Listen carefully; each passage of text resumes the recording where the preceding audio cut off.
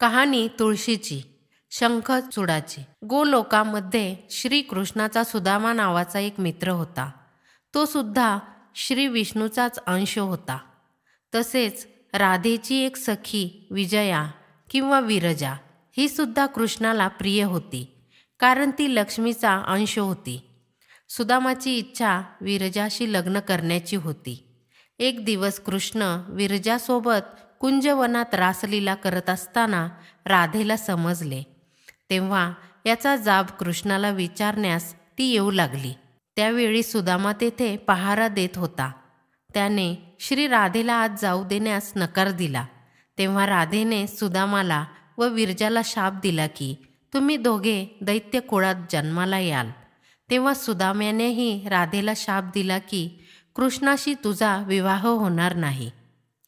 त्याप्रमाणे विरजाने धर्मध्वजाच्या पोटी तुलसी या नावाने, तर सुदाम्याने राक्षसांचा राजा दंभ याच्या पोटी शंखचूड नावाने जन्म घेतला. दोघेही मोठे विष्णू भक्त होते. मोठे झाल्यावर ब्रह्मदेवाला प्रसन्न करण्यासाठी शंखचूडने पुष्करमध्ये कठोर तपश्चर्या केली. त्याच्या तपश्चर्येने प्रसन्न होऊन ब्रह्मदेवाने त्याला वरदान मागायला सांगितले. मग शंखचूडने वरदान मागितले की तो सदैव अमर राहील आणि कोणताही देव त्याला मारू शकणार नाही. भगवान ब्रह्मदेव त्याला म्हणाला, बद्रीवनात जाऊन तपश्चर्या करणाऱ्या धर्मध्वजाची कन्या तुलसीशी लग्न कर. तिच्या पुण्याईने तू अमर राहशील. शंखचूड याने तसे केले आणि तुळशीसोबत लग्न करून आनंदाने राहू लागला. त्याने आपल्या सामर्थ्याने देव, असुर, राक्षस, गंधर्व, नाग, किन्नर, मानव आणि तिन्ही जगतातील सर्व प्राणीमात्रांवर विजय मिळवला. तो भगवान श्री कृष्णाचा परमभक्त होता. शंखाचूडच्या अत्याचाराने त्रस्त होऊन सर्व देव ब्रह्मदेवाकडे गेले आणि ब्रह्मदेव त्यांना भगवान विष्णूंकडे घेऊन गेले. भगवान विष्णू म्हणाले की शंखचूड फक्त भगवान शिवाच्या त्रिशूळाने मरेल, म्हणून तुम्ही त्याच्याकडे जा. भगवान शिवाने चित्ररथ नावाच्या माणसाला आपला दूत बनवून शंखचूडाकडे पाठवले. चित्ररथाने शंखचूडाला त्याचे राज्य देवांना परत करण्यास पटवून दिले, पण शंखचूडाने नकार देत महेश्वराशी युद्ध करायचे असल्याचे सांगितले. भगवान शिवाला हे कळताच ते आपल्या सैन्यासह युद्धासाठी निघाले. अशा प्रकारे देव आणि दानवांमध्ये घनघोर युद्ध झाले. परंतु ब्रह्मदेवाच्या वरदानामुळे देवांना शंखचूडाचा पराभव करता आला नाही.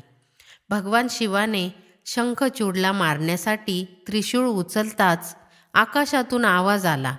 जोपर्यंत शंखचूडाच्या हातात श्रीहरीचे कवच आहे आणि त्यांच्या पत्नीची पवित्रता अखंड आहे, तोपर्यंत त्यांचा वध अशक्य आहे. आकाशातून आवाज ऐकून भगवान विष्णू वृद्ध ब्राह्मणाचे रूप धारण करून शंखचूड होता येथे गेले आणि त्याच्याकडून श्री हरी कवच मागितले. शंखचूडाने ते लगेच दान केले. यानंतर भगवान विष्णू शंखचूडचे रूप घेऊन तुळशीकडे गेले. भगवान विष्णू शंखचूडच्या रूपात तुळशीच्या महालाच्या दारात गेले आणि आपल्या विजयाची माहिती दिली. हे ऐकून तुळशीला खूप आनंद झाला आणि त्याला पती समजून त्याची पूजा केली. असे केल्याने तुळशीचे पावित्र्य भंग झाले आणि इकडे भगवान शिवाने युद्धात आपल्या त्रिशूळाने शंखचूडचा वध केला. तेव्हा त्याचे शिर तुलसीसमोर येऊन पडले. तेव्हा तुलसीला कळले, आपण पूजा केली तो तिचा पती नसून तो भगवान विष्णू आहे. आपल्याच देवाने आपल्याला फसवले आहे, म्हणून ती चिडली. रागाच्या भरात तुलसी म्हणाली की तू कपटाने माझा धर्म भ्रष्ट करून माझ्या पतीची हत्या केली आहेस. तू हृदयशून्य दगड आहे. मी तुला शाप देते की तू दगड बनून पृथ्वीवर राहा. व ती सती जाण्यास सिद्ध झाली. तेव्हा भगवान विष्णू म्हणाले, तुम्ही दोघांनी माझ्यासाठी दीर्घकाळ तपश्चर्या केली आहे, त्याचे पुण्य तुम्हाला मिळेल. शंखचूडचा देह हा शंख बनून सदैव माझ्या व माझ्या परिवाराच्या पूजेत राहील.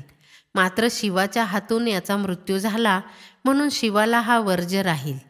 हा अत्यंत पवित्र आणि शुभ मानला जाईल. शंखातील पाणी कोणत्याही तीर्थाच्या पाण्याइतके पवित्र राहील. हे पाणी शिवाशिवाय सर्व देवांना अर्पण केले जाऊ शकते. जेथे शंख वाजविला जातो तेथे लक्ष्मी मोठ्या आनंदाने वास करेल. शंखाच्या पाण्याने स्नान केल्यास ते सर्व तीर्थांमध्ये स्नान करण्यासारखे आहे.